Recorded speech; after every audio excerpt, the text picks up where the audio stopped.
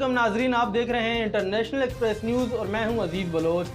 کراچی میں district south کے ایک تھانے سے مبینہ طور پر 2 کروڑ سے زائد کی رقم غائب ہو گئی۔ اس کی تفصیلات کے لیے ہم جائیں گے اپنے نمائندے وسیم احمد عباسی کی طرف۔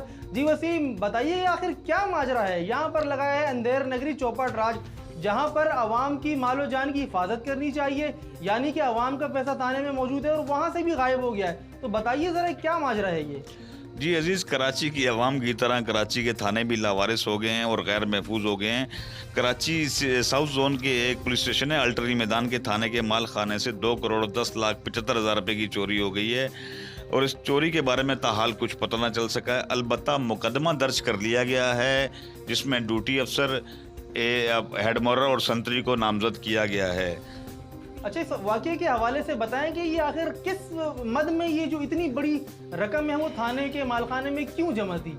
جی اسی سال فروری کے مہینے میں سونار کی دکان پر واردات ہوئی تھی جس میں جو ہے نا 3 کروڑ سے زیادہ سامان لوٹا گیا تھا۔ تو پولیس نے آج سے 4 ماہ قبل 6 ملزمان کو گرفتار کر کے ان سے جو ہے نا سونار کی دکان سے ڈکیتی ہوئی تھی، اس میں یہ رقم برآمد کی گئی تھی۔ بہت بہت شکریہ وسیم تفصیلات سے آگاہ کرنے کے لیے۔